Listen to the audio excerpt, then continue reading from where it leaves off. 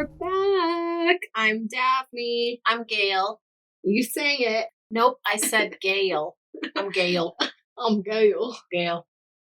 I'm Gail. Not the Gail. We're not going to do that again. No, we're not going to do that again. Or that's disturbing.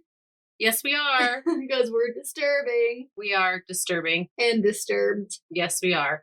We're all the things. All of those things. Yes, indeed we are. Okay, so tell everybody what they should do and where they should go and how they should subscribe and like and follow and love and do all the things. All of the things. Yeah. So we have like a few more Instagram followers. Still not like up to my standards.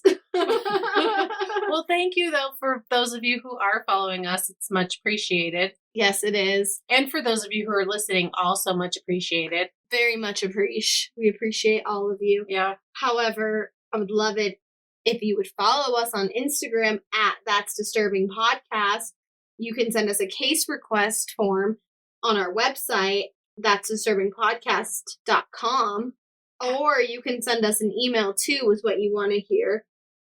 That's disturbingpodcast@gmail.com. No, that's disturbing. It's just, hang on, moment of silence. That's disturbingpodcast@gmail.com. We got our first one. It's pretty exciting. Mom needs to get to work on it. Yeah, Mom needs to get to work on it. Yeah, absolutely. It won't be the next one though, because the next one's already... It'll be a while. It will be. Because it's going to be a lot of, I want to say like detective work is what we're going to be doing here. Yeah. And by no means are we detectives, so we're just going to be web sleuthing all of it. I do have a magnifying glass, but I don't think that counts. Yeah, I don't think that counts either. Yeah. I have a pair of loafers. Yes. We could make a detective team. We just need one of those Sherlock Holmes hats. Yes, we could go work at the bureau. All right, are you ready for my disturbing fact? Let's hear it. Because this is so good. And I told you in the last episode that I had 2 disturbing facts saved up. Uh-huh. So this is one of them. And this wasn't the first one that I was going to do, but then this one's kind of time sensitive because I want to make sure that you don't hear about it before I tell you about it. If it's about the balloon, you already spilled the beans on that. No, it's not about the balloon. The Chinese balloon, if anybody, wants to know what balloon we're talking about. So, no, this is very disturbing. So there's a life insurance firm in the UK used a picture of Harold Shipman in their advertising campaign. And it says, and it's for life insurance, right? And who's Harold Shipman?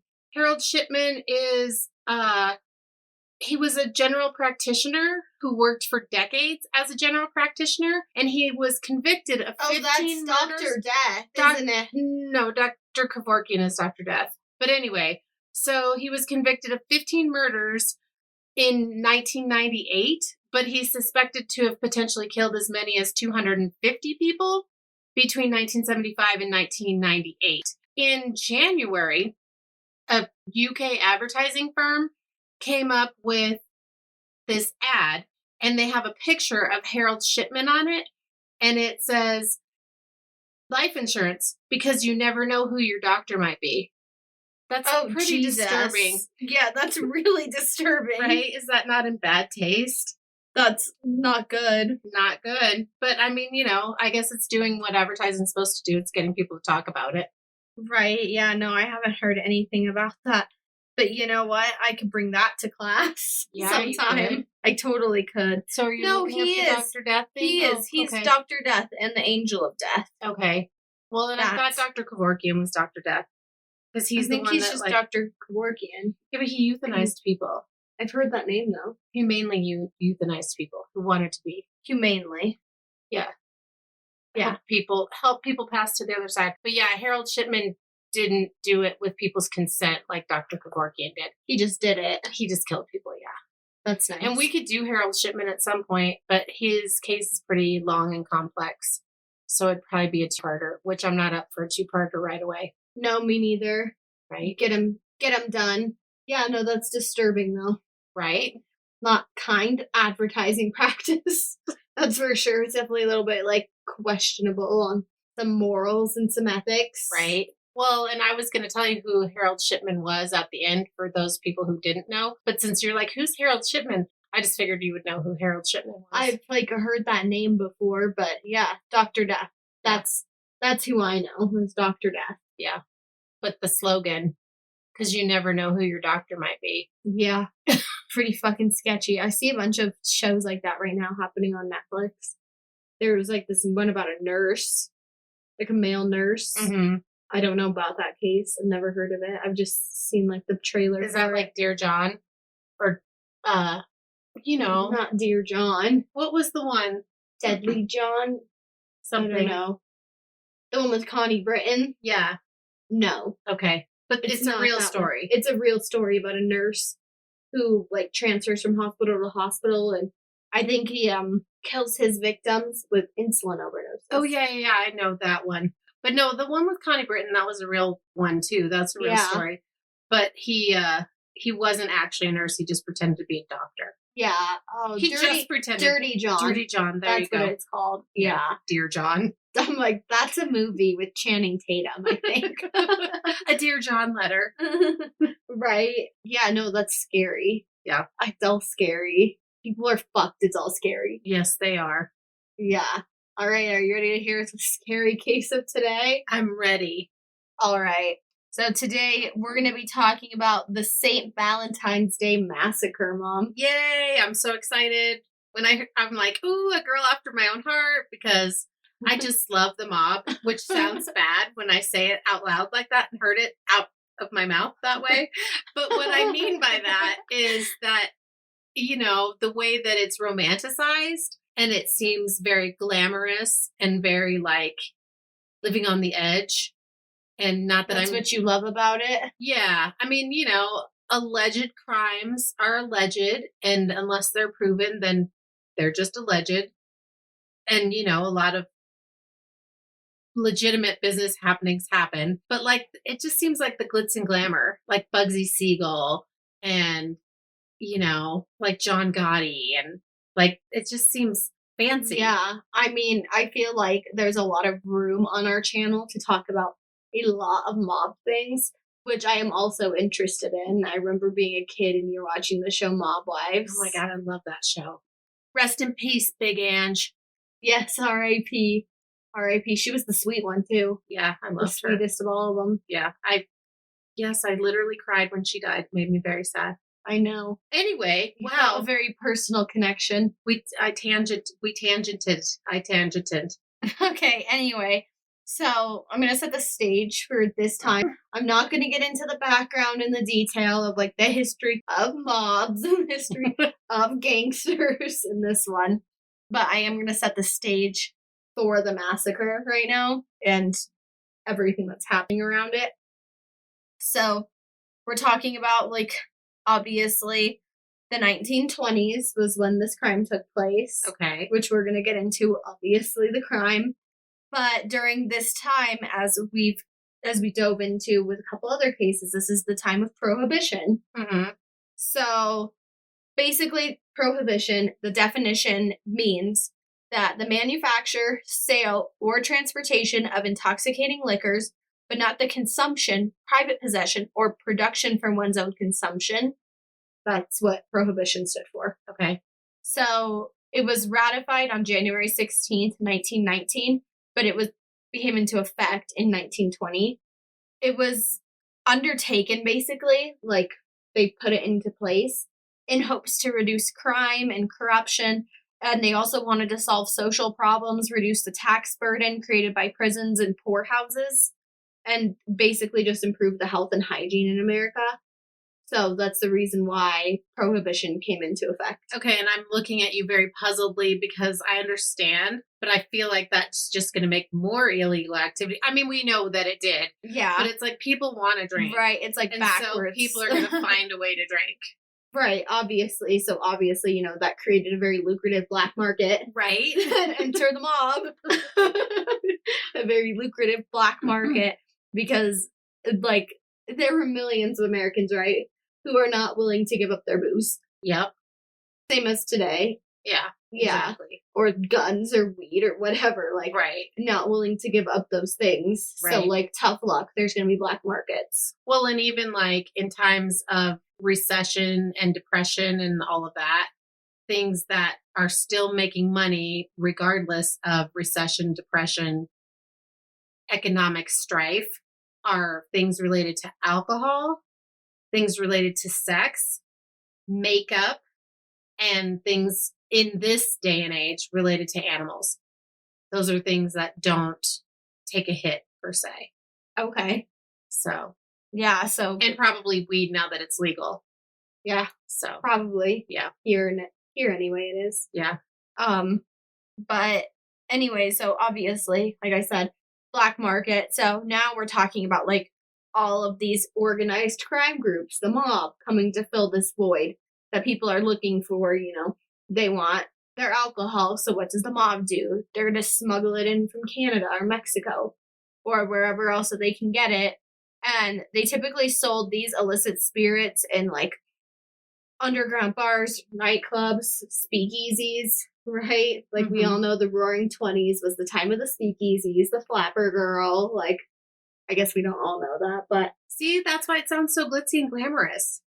Yeah, except for that, that's not all the mob was. Like, the mob is still existent today. Allegedly. Allegedly, yes. Yes. Allegedly. So now, like, we're talking about bootlegging, right? Mm-hmm. Getting alcohol into the States, selling alcohol to people during the times of Prohibition. So this was obviously a very highly profitable industry for these mobsters, which turned these guys that are, you know, quote unquote street hoodlums into these millionaires of the time. Right. Because they're finding like all of these, wow, I can't use my words, I apologize. They're finding they're like hijacking these shipments of alcohol, basically, is the best way to put it. Yeah. Selling it and then turning themselves into millionaires and making a huge profit. I almost said I like it, but that's all stealing and stuff. Right. That I'm not really a big proponent of. So, with so much money at stake, competition was fierce, obviously. Yeah. There's going to be a lot of competition happening, turf wars. We're talking at this point in Chicago. The capital of bootlegging was in Chicago. Okay. So there were turf wars everywhere. And I love how you keep saying turf wars. It makes me think of West Side Story. That's what I have in my notes, is turf wars. Makes me think of West Side Story. It's kind of, yeah, think about West Side Story. So you're going to break out into dancing? Except for that wasn't in the 20s, but that's okay. So they were rivals. They were hijacking each other's alcohol shipments. Like, a lot of corruption happening, not just by the mobs themselves, but a lot of like interference from like rivalry happening as well. Mm-hmm. And the dueling gangs, they were all equipped with Thompson machine guns. And obviously... You said equipped. Equipped. I'm sorry, y'all. I'm just coming off of having strep throat. And like not even a week ago. Still kind of feeling a little bit not 100% myself right now. But I really wanted to get this out there before Valentine's Day. Yes, and I thank you so much for that. Yes, I want to be better for us. So I'm here. I'm giving this my all. I'm committed. I just am not 100% here. So anyway, they're equipped with Thompson submachine guns. And obviously, you know, conflict means violence. Yes. So it's kind of, they had the guns for that. For when shit hit the fan. Al Capone's South Side Gang, which was the Italian gang, emerged as the dominant force in Chicago bootlegging, but Capone's desire was to control the better part of the upper Midwest, and so he was obviously challenged by other different mobs. Right, but he has big goals. He does have lots of goals. I like it. So the one that we're going to be talking about today, those are the two, or these two are going to be the primary ones that we're talking about today. Okay. Are George Buggs Moran's North Side Gang, which was the Irish gang. Mm-hmm. So we have the Italians versus the Irish. Right. Pasta lovers versus the corned beef and cabbage. The wine versus the Guinness. Right. So let's talk about Al Capone now. Just a little bit about Scarface, not too much. Let's talk about him. Okay, so he was born in 1899 in Brooklyn. That was a long time ago. Yeah. Okay. It was. Yeah. was a while ago. Right. It was a hot minute. So he dropped out of school when he was in 6th grade. 6th grade. It's still not totally there. It's only been 3 minutes since I said that, but nothing's changed. Yeah, so he dropped out of school in 6th grade, and he became associated with the street gang at the time, like a little gang of little hoodlums, right? Mm-hmm. But Johnny Torrio was the leader of this gang. And there was another member who was Lucky Luciano, who is also notorious, but we're not going to dive into at all today. Oh, damn. Just to mention that he was also, like, where Al Capone got his start. Right, part of his beginning crew. Yeah, he was part of Al Capone's hangout buddies. Hoodlum gang. Hoodlum gang. In the beginning. Yes, in Brooklyn. So about, like, in the 1920s, about 1920, exactly, I think. About exactly. Torrio's invitation, Capone joined him in Chicago, where he became an influential lieutenant to the Colosimo mob. Mm-hmm. And this was like, they just racketed and, like, spawned all of the breweries that were in Chicago. They were part of illegal brewing, distilling, and distribution of beer and liquor. And these were viewed as the growth industries then at the time, these mobsters working these jobs. Nice. So Torrio, who was abetted by Al Capone, intended to take full advantage of their opportunities, obviously. Make as much money as you fucking can. Yeah, no shit. Take as much control, the power, anything that you can. So they also had some legitimate businesses as well. Well, yes, of course. And in the cleaning and dyeing field. Dyeing? Dyeing like mortuaries? Clothing. Oh, okay. Like dyes. Okay. I was like mortuaries? Yeah. Homes? Cleaning and dyeing. The cleanup after you, for your family pays for it after they kill you. They also had basically all the politicians, police, everybody in their back pocket, right? And so at some point, Torrio, he took over as the mob boss because Big Jim Colosimo, it says he had a violent demise, aka he was assassinated. So now it's Torrio in charge, right? So in 1925, Capone then became the boss when Torrio was seriously wounded after somebody attempted to assassinate him. So then he just surrendered his control to Capone, and he moved back to Brooklyn. And then Capone had built some fierce reputation in this time. So he was a part of, this ruthless gang, all of these rivalries, and struggling to acquire and retain the racketeering rights to several areas of Chicago. Mm-hmm. This reputation grew as rival gangs were eliminated or nullified. The suburb of the Cicero became Cicero, thank you. You're welcome. You should know. You have the Chicago in you. I do. I don't. I just have the Colorado in me. We say mountains. How do you say it? Mountains. No, Cicero. Oh, Cicero. Cicero. Okay. Cicero. Yes. Yes, it's a Cicero, Daphne. Okay, that was something that happened. So anyway, this was like the capital of Al Capone's mob, right? That's where their headquarters is, if you will. So now their clubhouse. Yeah. So now we're gonna talk a little bit about Bugs Moran. Okay. George Bugs Moran is his full name. He was born in 1893 in St. Paul, Minnesota. He left school at the age of 18 and he joined a gang where he robbed a store and was sent to a juvenile correction facility. And then he was in jail 3 times before he turned 21. And then he fled to Chicago where he was caught trying to rob a warehouse, like stealing horses and robbery. Wow. And the death of a police officer, robbing a freight car. And so he received a variety of prison and jail sentences right at this time. Yeah, it sounds like he was getting in some trouble. Yeah, right. Sounds like your typical hoodlum. Just your typical hoodlum. So he worked alongside Dean O'Banion with the North Side Gang. Mm-hmm. And the bootlegging operation of Jaime Wise and Bugs Moran continued to pose a significant challenge to Al Capone's South Side Gang, right? Mm-hmm. They all want this control, and they all want to sell to these people and make the most money and hijack each other's shit. Right. So Makes sense. Moran and Capone, they obviously, I'm going to say it again, had a turf war with each other. Love the turf war. But, this came at a cost to both of them, right? Yeah.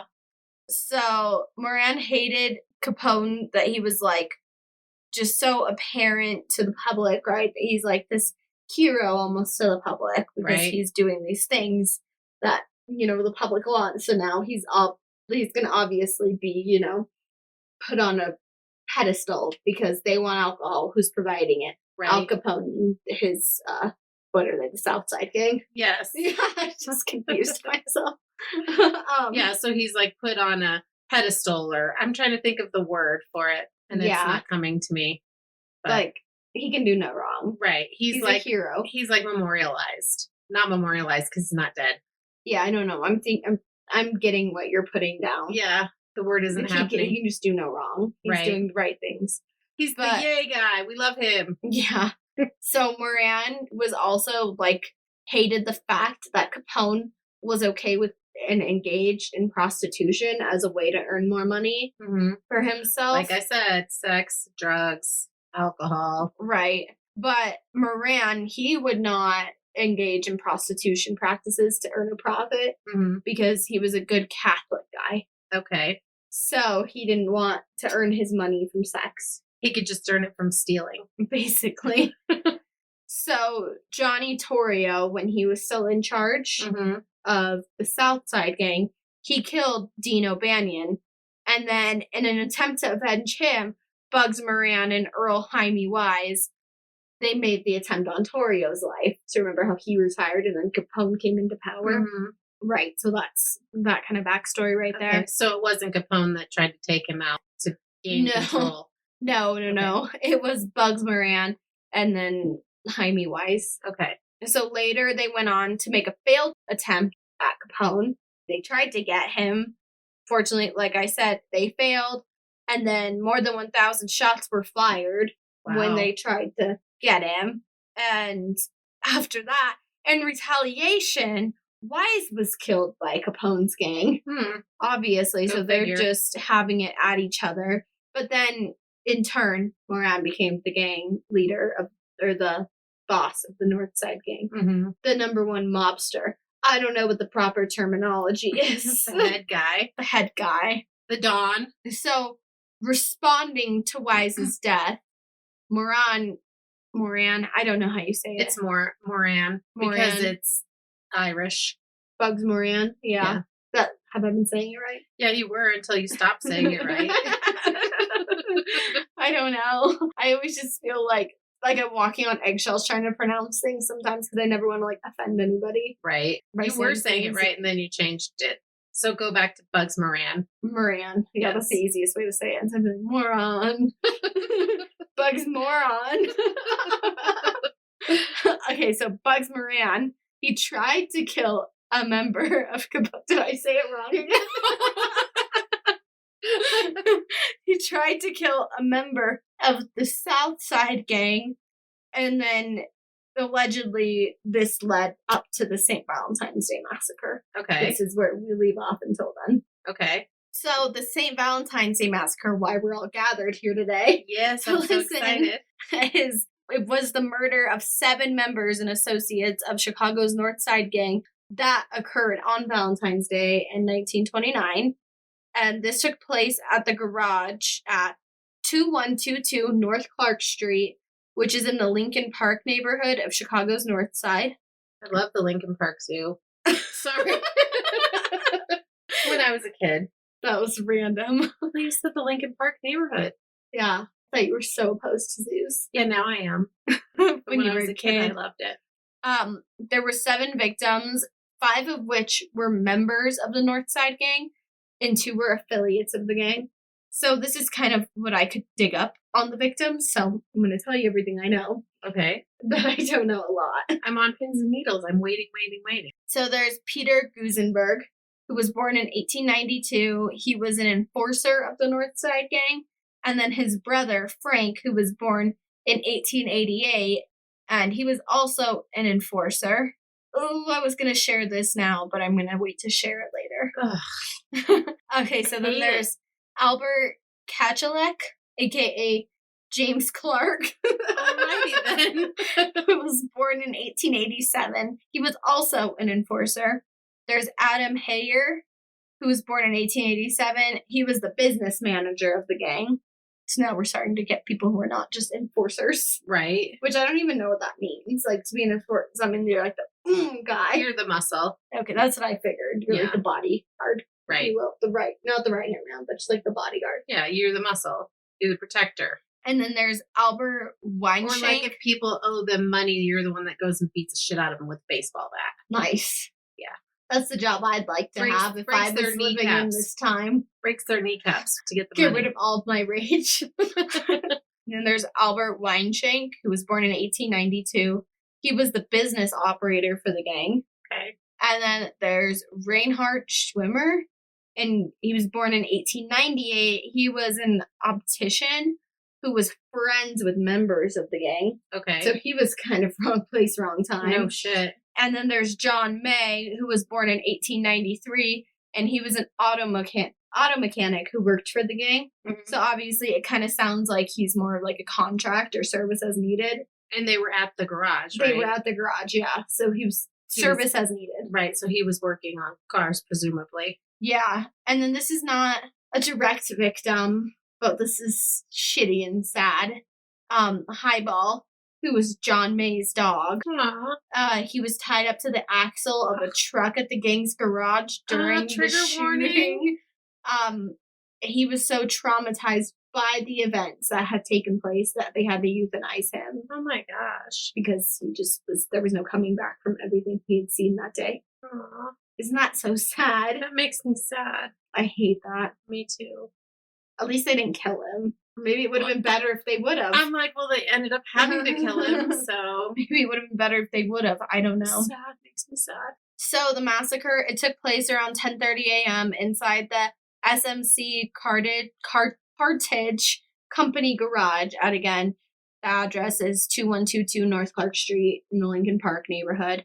The 7 men that worked for Bugs Moran, or the friends, whatever, were all waiting inside the garage. They were waiting to have a meeting where they would discuss buying a hijacked shipment of Canadian whiskey. Nice. Yep. And so this all came from the St. Valentine's Day Massacre website. I really honestly didn't do much digging outside of the website. Okay. Because I was like, oh my God, it has its own website. I was like, this is probably going to be the most reliable source out there. Right. So I'm going to get all of my information from the website. Nice. Plus you were sick. Yeah.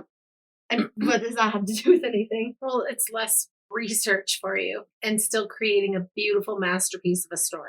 Yeah. Way to bring it back, asshole. No, I love it. You're so mean. I'm not. I love it sincerely until the dog thing. So there were 4 men, 2 wearing police uniforms. They pulled up in a police car, entered the garage, ordered the North Side gang members all to line up shoulder to shoulder against the wall. And then they didn't put up a fight because they believed that they were being subjected at this time to a police raid. Yeah. Yeah, so they didn't put up a fight because obviously they think it's the police. They think it's the police. So not the ones they're paying. Yeah, not the ones they're paying. Different police. Right. Then the men opened fire using 2 Thompson submachine guns and a shotgun. Wow. All were dead upon discovery, except for Frank Gusenberg. That's what I was saying earlier. I was like, I'm going to wait to see this part till later. Okay. So Frank Gusenberg, he had 22 bullet wounds. He didn't die immediately. He was rushed to the hospital where police questioned him, obviously. And in classic gangster fashion, he wouldn't say a damn word. Well, that was smart. Yeah. No deathbed confession for Frank. Yeah, no. Right? So one account has him saying that police were responsible for this shooting, which is consistent with the fact that 2 of the assailants were police uniforms.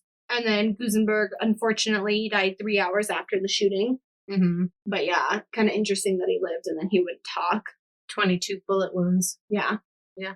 Sucks. Yeah, sounds That painful. would definitely take you out. Sounds painful.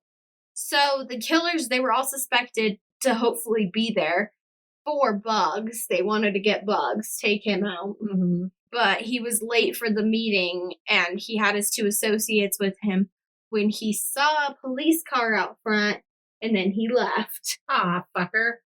I mean, or lucky. I was gonna say, I feel like he saw the cop car, and he's like, nope, not doing that. Right. I don't know. I'm like, part of me is like, well, why weren't they just patient to make sure that everyone was there? But, you know. Yeah, no, they just came in with it. Did what they did to do. Right. I'm sorry, that's like not did what even they relevant. did to do. Wow, English is good tonight. They went in what they had hopes to do. They did it. They fucking left. They didn't get the guy that they wanted, but they got other people who were affiliated. So Right. fuck it, they did what they did. Right. They took what they could get. Yeah. So obviously, as any massacre does, it just horrifies. As your run-of-the-mill massacre. It horrifies people. Well, yeah. Except for that, you know, they viewed gangsters such as Al Capone as heroic figures. Right. Like, to the American public, he's like this great guy. But then people were like, wow, actually, we kind of think that this crossed the line. We thought he was awesome, but we might be rethinking that just a touch. So they thought that the public was like, yeah, this line has been crossed. And political leaders, as well as just, you know, citizens, Mm-hmm. they demanded a crackdown on gangsters for the first time ever. So even the president at the time, who was Herbert Hoover, he called on his federal law enforcement agencies to find justice in the case. Okay. Which, like, doesn't happen. Well, because nobody's going to talk. Yeah. Right. Well, that's what, I mean, like, they just, you know, they'd paid off so many people before that, you know, nobody was going to talk, point blank period, anytime. But nobody bothered asking the questions before the crackdown, even, you know? Nobody was going to ask them these questions because they were paid off. Right. They're like, meh, we don't have to deal with this. Our hands are clean of this. Oh, you were a missing person. Was he affiliated? Ooh, I don't have answers for you. Right. You know? Yeah. So you're talking law enforcement, yeah? Yeah. Okay. So this was the turning point in the public's attitude towards the mob. No one obviously was fond of the violence. Just that it was like a new extreme. It was a massacre. It wasn't, I mean, not that one guy dying is ever fine and dandy, but this wasn't just one guy dying. This was a massacre of 7 people. Right. Like 8, including a dog. Well, like, and they just went in and lined them up and shot them all. Yeah. So that's pretty, like, Yeah. massacre-y. Yeah, it's pretty fucked up. Yeah. Firing squad. Yeah, that's what it was I was looking for. Fucked up. Yeah. So Al Capone, as I'm sure we've all gathered here today, thinking till this very moment, he's the one who done it, right? What? Because they're rivals. Yeah. They go back and Do forth. tell. So he was living in Florida at the time that this happened. Okay. So it obviously wasn't him. Not personally. Well, he wasn't the one with the gun in his hand. Right. But he has connections in Chicago. Surprise, surprise. What? So he was suspected of orchestrating the massacre all the way from Miami. And various suspects were arrested, including Capone's known associate, Machine Gun Jack McGurn. Ooh, that's a name. Yeah, right? And he was Capone's bodyguard. And the authorities, they couldn't make the charges stick, unfortunately. Or fortunately, I don't know. I don't know what the right word is that I'm looking for. Like, good for him or not, maybe. I don't know. It's kind of the lifestyle, right? So good for him. A leading account has that McGurn was setting up the massacre by tricking the gang members, the North Side gang members. I feel like I need to make the distinction every time. The North Side gang members into showing up at the garage to take a delivery of Canadian whiskey that had been hijacked by Capone. Ooh, so they totally set it up. Yeah, so it was a setup. Ah. But Bugs Moran and others disputed the story. Okay. So, Well, probably because they don't want to look stupid. yeah, Like they walked perhaps. into a trap. Yeah, that's probably fair. And who knows if it's true or not, because Capone could be saying basically that it was a setup and they walked into a trap. And Bugs Moran could be like, no, we never walked into a trap. Yeah. I mean, there's so many different. Right? I guess we'll never know. Yeah, fucking A. This happened damn near 100 years ago. Yeah. Damn. Near 100 years ago. Damn near. Damn near. A long time ago this happened. Very long. But yeah, so we'll never know, obviously, if that was the truth or not, because he could have also known that he had hijacked, Bugs Moran could have hijacked or had the plans of hijacking, right? Mm-hmm. It didn't have to necessarily come as a setup from Al Capone. So yeah, like you said, we'll never know. Right. But the police charged McGurn with the massacre, but he provided an alibi. And he said that he was in the hotel with his girlfriend, Louise Rolfe, all day. And then he married her, so that way she didn't have to testify against him. And so then the press dubbed her with the name The Blonde Alibi. Nice. Which is just funny. And then the authorities had trouble building a good case against anyone. And so no one actually ended up being prosecuted ever for this. Wow. But we're going to keep talking about things. Nobody ever got charged, but I think we know who done it. Right. Seems pretty clear. Although it's alleged. It's alleged. And I wonder how much the police being bought off precluded them from actually making a real investigation. Yeah, the public's out there and the political leaders are out there saying, do your job. Right. But they're like, meh.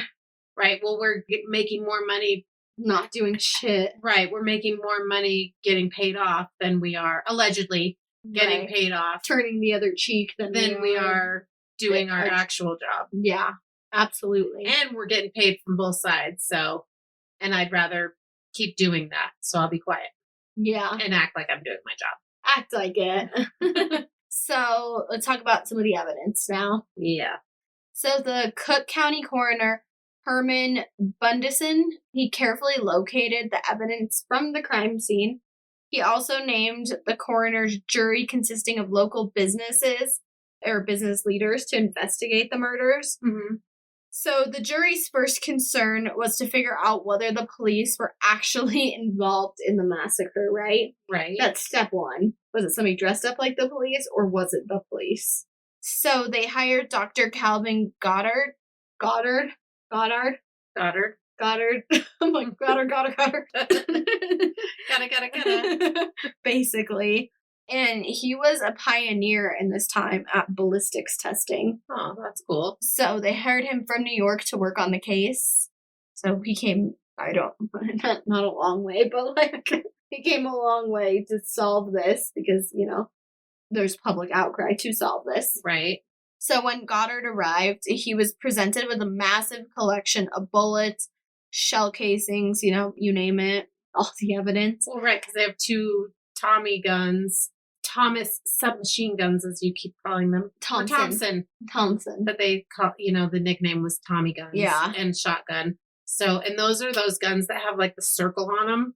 You know what I mean? Like, so when you're shooting it, and I'm doing pantomime here, which you guys can't see, but it has it has a forward handle and then it has the trigger thing. And it has like rounds in the. Oh, like you spin it. It spins itself. Okay. We could post a picture of that on the Instagram. Yeah, I was going to look it up and show you what it So they found 70.45 caliber cartridge shells. How many? 70 of them. Wow. So, on average, 10 per. Right. Although not on average because Frank was shot 22 times. But anyway, so he determined the .45 caliber shells had been fired from the Thompson submachine guns. He concluded that 50 cartridges had been fired from one and 20 from another. Wow, that's a lot. That is a lot. So his first task was to, that's cool. I've never seen one of those before. Yeah, well, apparently you don't watch a lot of old gangster movies. I have not. No, that's interesting. I like it. Right? I'm like, I like it. Not making good podcast material, but Yeah, we'll post it on the Instagram. yeah. So his first task was to answer the question of whether the police and the police had used the weapons, whether it was the police, right? So he obtained samples of fired bullets from several Thompson machine guns that were owned by the Chicago Police Department. And when he compared them under a microscope with the slugs removed from under the murder victims, he informed the coroner's jury that no police weapons had been used. Okay. Now, investigators are thinking that the shooters had worn police uniforms as a disguise. Okay. It wasn't actually the police. It was people dressed as the police. Right. Police impersonators? Yep. Months later, the murder of a sheriff's deputy in rural Michigan led to a cache. I don't know. Cache. I call it a cache. I've heard people say a cache. I guess it depends on how fancy you want to be. Yeah, I call it a cache. Led them to finding a cache of weapons in the house of the suspect of this murder of a sheriff, right, in Michigan. The suspect was Frank Killer Burke. That's, I air quoted Killer. That's his nickname. That's a great nickname. Yeah. I mean, Fred not the if you Killer Burke. Not if you want to low key kill people, but yeah. Yeah, not if you want to keep it on the low. Right. So 2 Thompson guns had been confiscated from the house, and they were tested by Goddard, and they were proven that they were the ones being used in the massacre. Wow. So now let's talk about Fred. This is 1930 something at this point. Yeah, 1929. It all happened in the same year. I mean, it was February. Maybe. Okay. So so early on. Yeah, presumably. Yeah. Still, very, very, very impressive. I think I have some more dates down the line. Oh, it's okay. But I don't know. The website didn't have all the dates, just the main ones. It's okay. So, Fred Killer Burke. I kind of just want to call him the Killer the whole time. I just want you to call him Killer. Just straight Killer. So, again, Dr. Calvin proved that the 2 guns in Killer's arsenal were the ones used in the massacre. And Killer was hiding in rural Michigan after the massacre and killing a sheriff. So Killer started his life of crime as a teenager in Kansas City, and then he moved to St. Louis, and he became the top member of the Egan's Rats, the city's most notorious crime syndicate. Okay. And then he also committed robberies and contract killings in St. Louis until a large number of his associates were jailed. And then at this point, he moved to Michigan. And then he was an associate of Detroit's Purple Gang and was a suspect in the murder of 3 men in 1927. Wait, Purple Gang? Detroit's Purple Gang. Okay. Another gang. Did they wear purple? Probably. They're a mix between the Bloods and the Crips. The precursor. Right before they split off into their own colors. So then after this point, he relocated to Chicago, where then he linked up with Al Capone. Mm-hmm. And so sounds like somebody that Al Capone could utilize. Yeah, right? He's like, this guy's a beast. That's why we call him Killer. Plus he's not getting caught. Yeah. Because everybody around him's getting busted and he's just still skating. Right? Yeah. He's obviously good at what he does. Right. Obviously he's a professional criminal. And professional criminal. Yep. A career criminal. Career, that's the one I was looking for. A career criminal. So obviously Killer, he was among the prime suspects, top of the line suspects that they had for this massacre. Not top of the line. It's fine. I wasn't going to say a damn word. He was at the top of the line of the suspects. He was at the top of the line. Not like he was valued over any of the other ones. Apologies. So, 10 months after the massacre, on December 14th, he was involved in a car accident in St. Joseph, Michigan, where people knew him as Frederick Dane. Okay. which is So he's a fun alias. fact. Yeah. So Well, yeah, if you're a professional hitman, you probably need an alias. Yeah. Just saying. You probably don't really want to go around calling yourself killer. Yeah, no, probably not the best idea. I'm just going killer because it's cool. I love it. I want to high five you every time you say it, honestly. So when patrolman Charles Skelly tried to intervene after this car accident, killer shot him dead and he took off. Wow. And then he wrecked his car on the edge of town, but commandeered another one and he got away. Yeah. So police found papers in Killer's wrecked car that led them to his house, which is where they found the arsenal that included the 2 Tommy submachine guns. The guns and the ammunition, again, were then delivered to Dr. Goddard in the crime lab in Chicago. He fired test bullets from the Tommy guns, and they were matched to those taken from the massacre. Well, fucking killer. He didn't clean up after himself and take his shit out of the car. Nope. Dumbass. Yep, left everything where they could find it. Right? All this time being a good career criminal. And Right. one little fuck up. So the police now had the murder weapons, but they still didn't have any suspects in custody. So Killer, at this point, he was America's most wanted man. And then he fled to a farm in Green City, Missouri, where he posed as a prosperous businessman, and he called himself Richard F. White. And then he married a 20-year-old nurse named Bonnie Porter, and then they lived on her father's farm while he was there. That's awesome. I'm sorry. It's just like, way to really go with the whole, like, being on the run alias thing. Right, love now it. I'm getting married and Living on a farm. I love it. Do you have a picture of this guy? I do, yeah. Okay, cool. I I'll cannot post wait. it. I'll post it on the Do you have a picture of Bonnie? No. Damn it.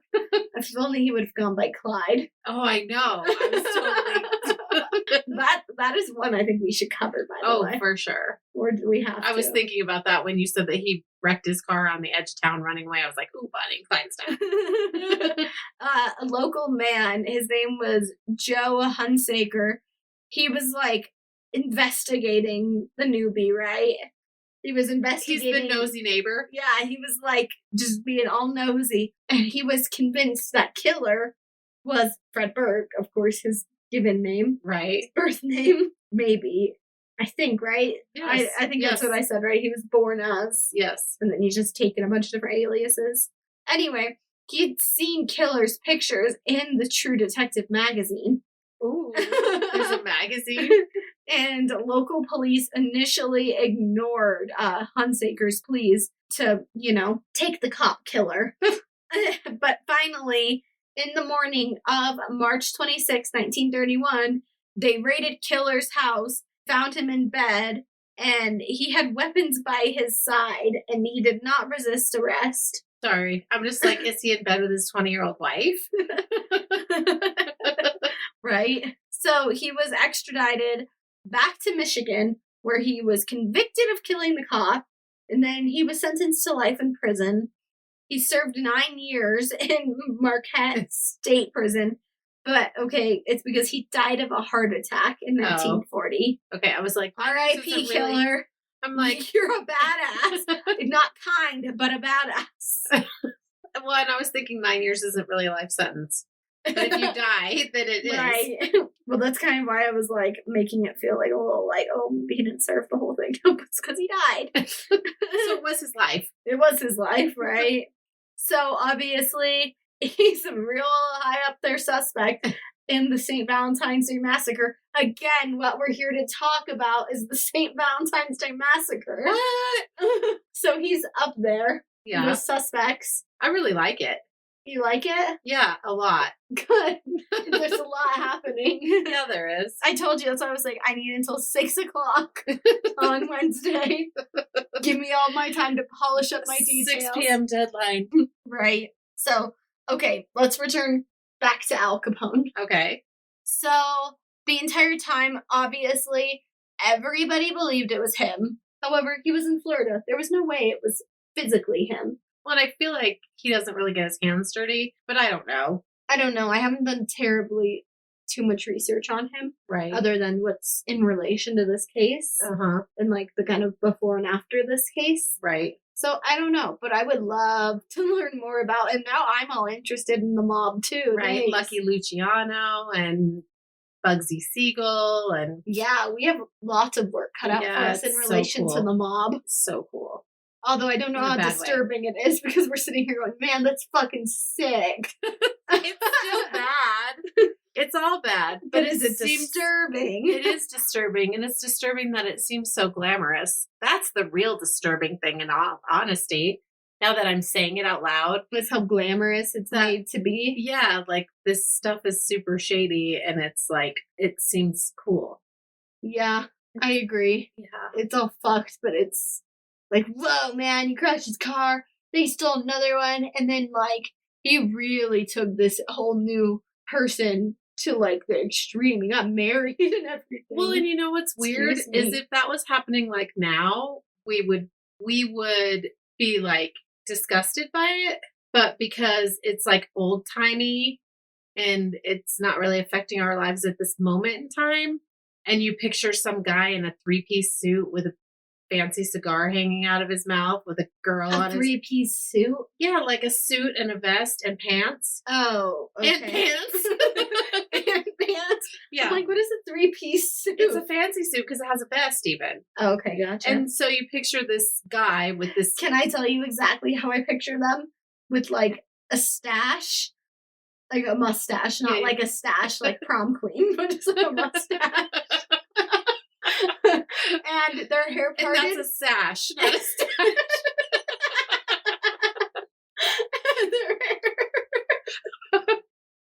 their hair parted right down the middle and like kind of curled in on itself like this. I'm showing my mom. And like big eyebrows.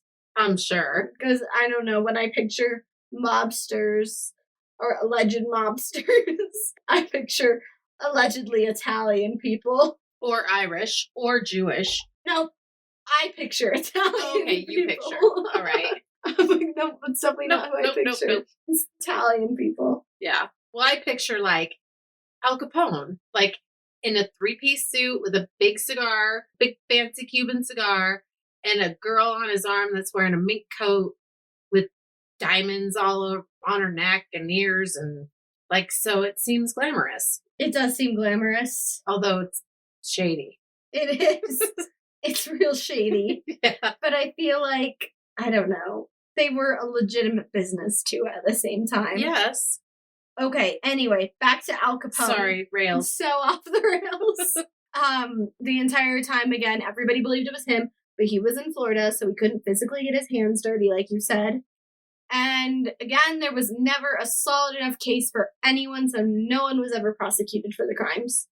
However, Al Capone did end up going to prison twice, soon after the massacre, which ended his reign as the Chicago, organized crime boss. Well, damn it.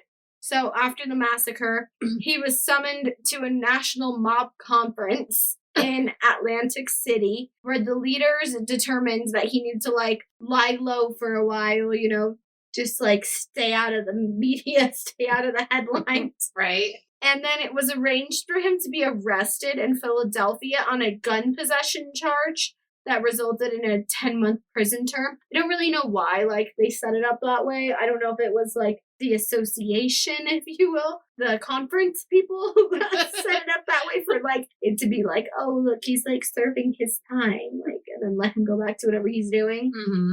But anyway. I like how it's a conference. I know, right? So weird. Yeah.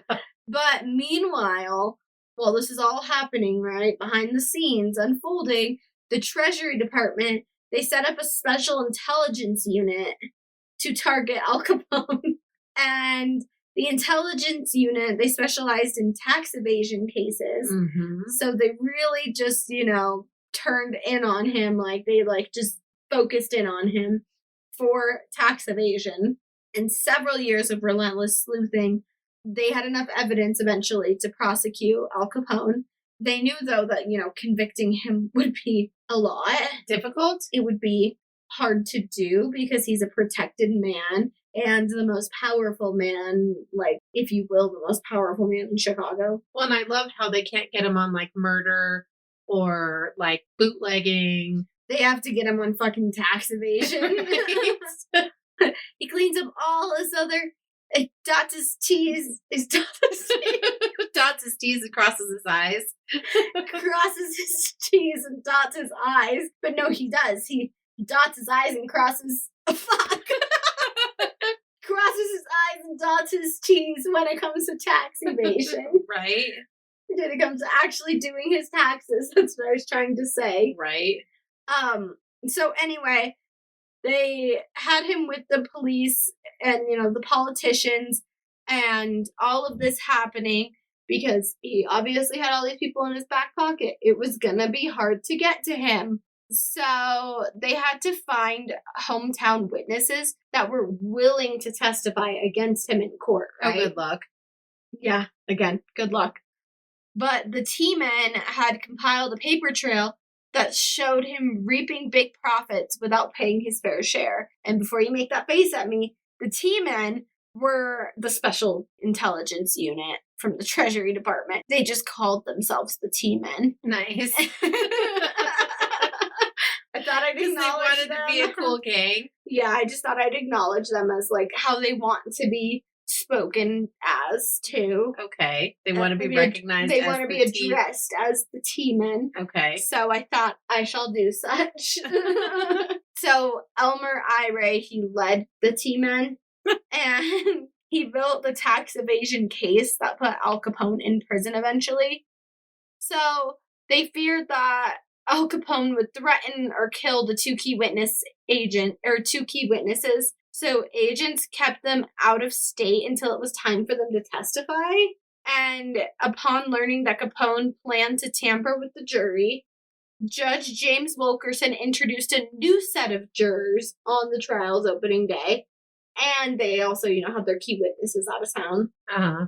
So on October 17th, 1931, the jury found Capone guilty, and he was sentenced to 11 years in prison, one of the most severe tax evasion sentences in history. And he served most of his time in Alcatraz, which is, like, another fucking crazy one that we should talk about one day. Yeah, totally. Alcatraz is wild. And we've been to Alcatraz. We have. Not as prisoners. I don't even think it's not good anymore as a prison. I was going to say not in my lifetime. No. Not even in yours either. I don't think so, no. So, okay, who actually did it? This is, like, the big question, right? Mm-hmm. Who done it? Who done it? The most likely suspects are the American Boys. And that's in quotes. They were a mob out of St. Louis that worked with Al Capone, which is, they think Al Capone gave them this name because they weren't Italian.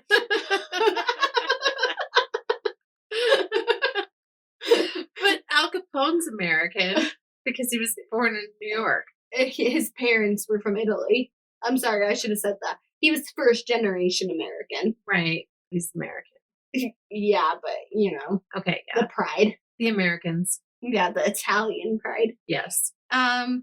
So here's some clues that it could have been these guys.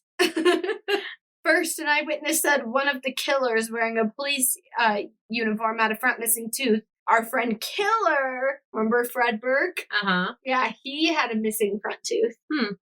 And second, in the search of Killer's hideout in rural Michigan, turned up the two Tommy guns that forensics proved were, the ones used in the massacre. Right. And Chicago authorities wanted to prosecute Killer for the massacre, but Michigan wouldn't let him go and said he was prosecuted there for murdering a police officer and served life in prison there. Right. Or 9 years. The rest of his life in prison, I should have said. Served the rest of his time. And then in November 1931, the Cook County coroner, Herman Bundesen, officially closed his inquest on the massacre case, concluding that merely that the 7 men had just been murdered by someone. And then, But 4 years later, federal agents arrested a man named Brian Bolton, who surprised the investigators by agreeing to tell them about the massacre. What? So, according to FBI agents, Bolton said that the massacre was planned in late 1928 at a Wisconsin resort by Fred Goetz with Al Capone in attendance. Bolton identified the killer as Fred Goetz, Gus Winkler, our homie, the killer, Fred Burke. Boop, boop. You're gonna like this one. Raymond Crane Neck. Nugent. And Bob Carey. So he has a big old long neck. Crane Neck. Crane neck. Yeah. Like a crane. Yeah. So there were 2 lookouts across the street from the garage. Jimmy the Swede Moran and Jimmy McCruzen. McCruzen? That was really his last name. Alrighty then. I like the Swede. Yeah, right, the Swede. But you got 2 Jimmys. That's So why he's the one's got to have a Swede. nickname. That's why he's the Swede. Right? That's like in the last one with Sid and Nancy, and there were the 4 Johns. Right. So there's 2 Jimmys. Got to have a nickname. Gotta have the Swede. Right? Jimmy the Swede. And you know what? Is it Jimmy or Jimmy the Swede? Is it Jimmy or is it Jimmy the Swede? But there's only one killer. I love it. I love how he went to a fucking farm and married a 20-year-old and lived on the farm. I love it. That was the 1920s for you. Or I guess early 30s. I love it. Yeah, but it was also Great Depression time. I know. So it's probably why he lived on the farm. I love it. I'm just thinking of it logically. Okay, so the Chicago investigators, they believed Bolton's story, checked out, and it was later corroborated by 2 officers. By 2 others. 2 other people also confirmed that that's Who the were truth. not officers. Were not officers. Let me make that very clear. They were not allegedly officers either. They just weren't. They were just people. Just people. Just regular civilians. Okay. That weren't officers. Irene Goetz, who was married to Fred Goetz, and Georgette Winkler. Whatever. Winkler. I think it's Winkler because it has an extra E like in that. it. Yeah. Okay. Who was married to Gus Winkler. Georgette said that the 4 men who entered the garage and murdered the Bugs Moran gang. Moran?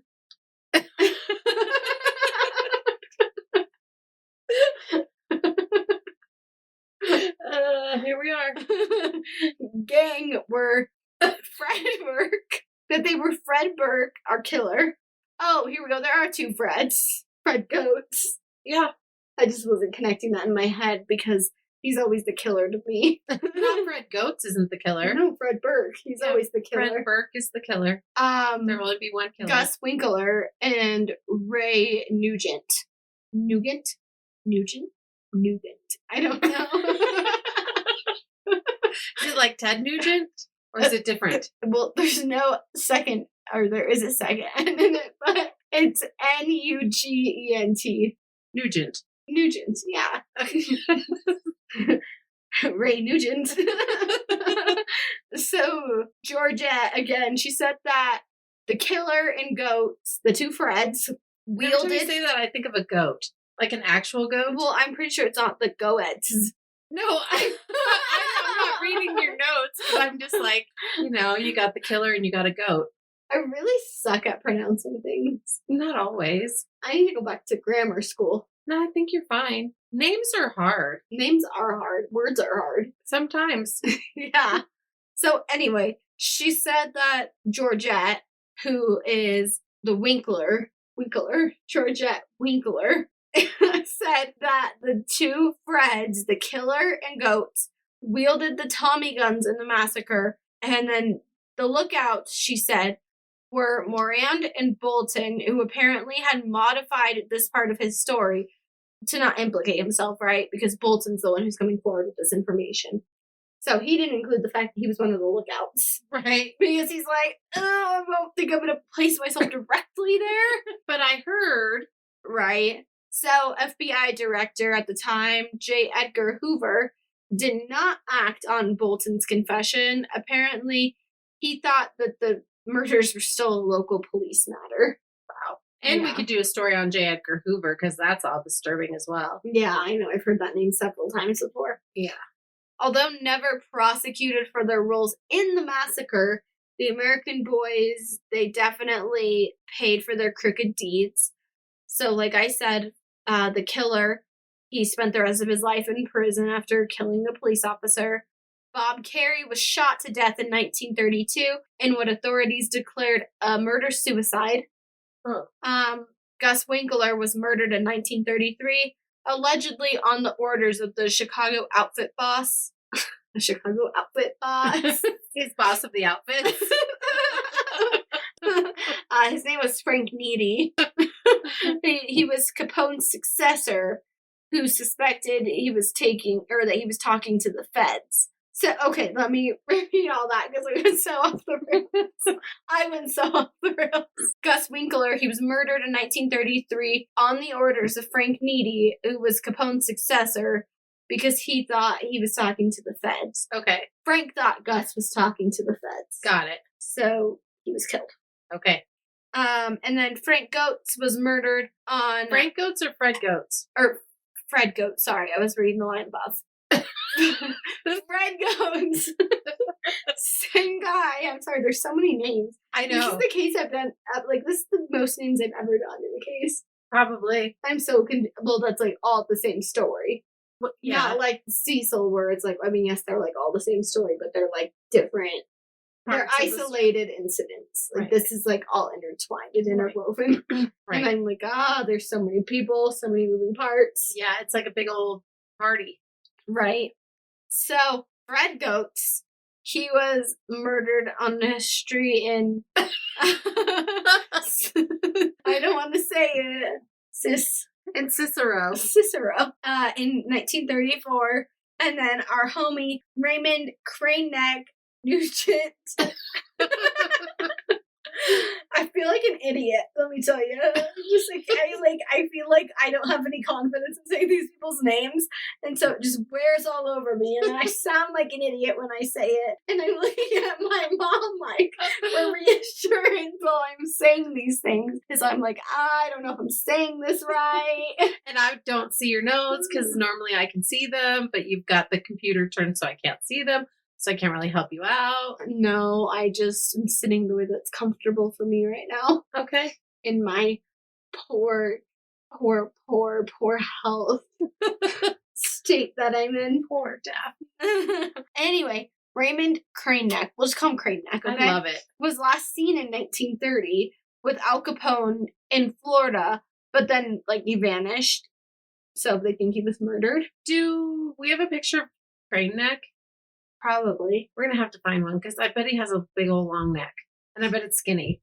We're going to have to make a collage and post all these people together. Yeah. So I can have pictures of everybody on the Instagram. So Jack McGurn, you remember him? Yeah. Machine Gun. Jack McGurn. Al Capone's bodyguard. Yes. So he was never prosecuted, but he was the number one suspect of who actually fired the guns. So he was firing 2 Tommy guns at the same time? There's a good chance. That's why they called it a machine gun, probably, right? Yeah. That seems fair. Yeah, I feel like that's fair. So it is also believed that he is the mastermind behind the St. Valentine's Day Massacre. So he would have had a good reason to go after the North Side Gang, because on March 7th, 1928, he was hit in the chest and arm by a machine gun fire in the McCormick Hotel. Mm-hmm. And then his assailants were allegedly the Gusenberg brothers. Remember Peter and Frank? Right. The two who got killed? Yeah, who were victims of this massacre. Right. But so he was shot with a machine gun in the chest and the arm? Yes. Maybe that's why his nickname was Machine Gun. Maybe. Because he survived a machine gun. He did survive a machine gun. That's crazy. Right? So. But I feel like he would want revenge. That seems legit. So obviously, less than a year later, the 2 brothers turned up dead in the massacre. Right. And then McGurn, he survived another hit attempt on April 27th, 1928, when a car carrying 4 men opened fire with Tommy guns on McGurn's Lincoln. Jeez. And then he jumped out of the car and he ran for cover. Yeah. Seems smart. Yeah, as you would if, your life is in danger. As one does when you're being shot at with machine guns by 4 men. Obviously, I feel like it's obvious to say all of these guys had a lot of enemies. Right. It's fair to say they've made a few less than friends along the way. The circumstances that surrounded his murder seem to suggest it was payback for the massacre. So on February 15th, 1936, McGurn entered a bowling alley at 805 Milwaukee Avenue with 2 other men, and, they're getting ready to bowl. Right. Obviously, that's what they're there to do. Another man, he entered the building and ordered everybody, stand still, stay in your places, stand still. Nobody move. Yeah, nobody move. And then the 2 men who came in the building with McGurn, and then the 3rd man who told everybody to stay still, turned their guns and shot McGurn. Oh, jeez. Yeah, so the 2 guys he was with, and then that 3rd guy, all came in there, and then they killed him. So that was a hit. Yeah. And a setup. And a setup, yeah. So, hey, let's go bowling. This is crazy. There's a rumor that there was a Valentine's card left, by his body. On the 15th? Yes, but because they think he's the one that's responsible for all of it, right? Yeah, no, got you. So, yeah, it's crazy. I was just like, it's a day late. Well, because the massacre took place on Valentine's Day. I'm just fucking with you. No, I don't think you are. It took you a minute to process. No, I know it was the St. Valentine's Day massacre because it happened on February 14th. And then Machine Gun was killed on the 15th. Yes, a day late. Yes. But anyway. Maybe they just couldn't get him to go to the bowling alley on the 14th because he had a date or something because it's Valentine's Day. Had a hot date with his blonde alibi. There you go. So there is a rumor, though. That's just a rumor, right? About the Valentine's Day card. There's that one rumor. Mm-hmm. But then there was a note that was left at the front desk of the bowling alley that said, "You lost your dough and handsome houses, but things could be worse, At least you haven't lost your trousers." So I'm not really sure what that means. I just thought it was worth noting. Okay. I'm like, alrighty then. And then 2 weeks later, his brother was shot to death by 3 men at a pool hall. Oh. Was his brother part of anything bad? Probably. Yeah. Okay. I would assume. Right. Allegedly.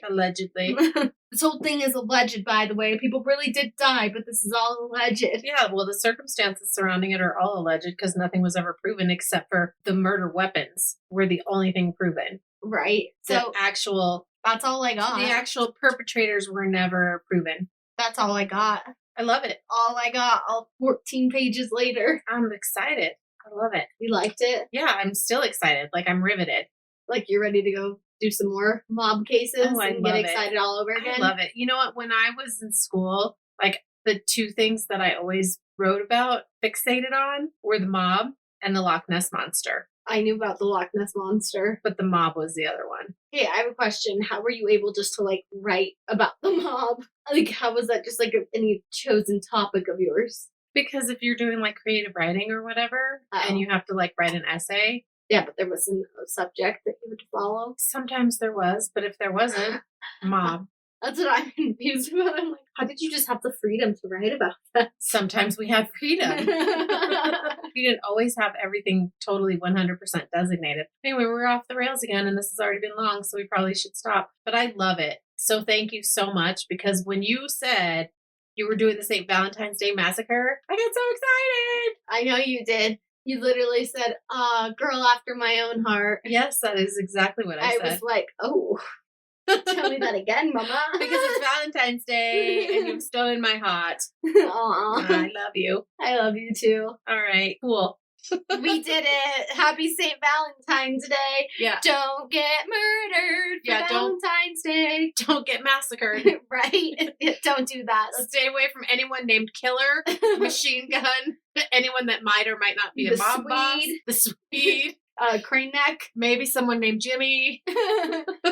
Jimmy the Swede. Yeah. All right. Happy Valentine's Day. Enjoy your day with your loved ones. Bye. Bye-bye.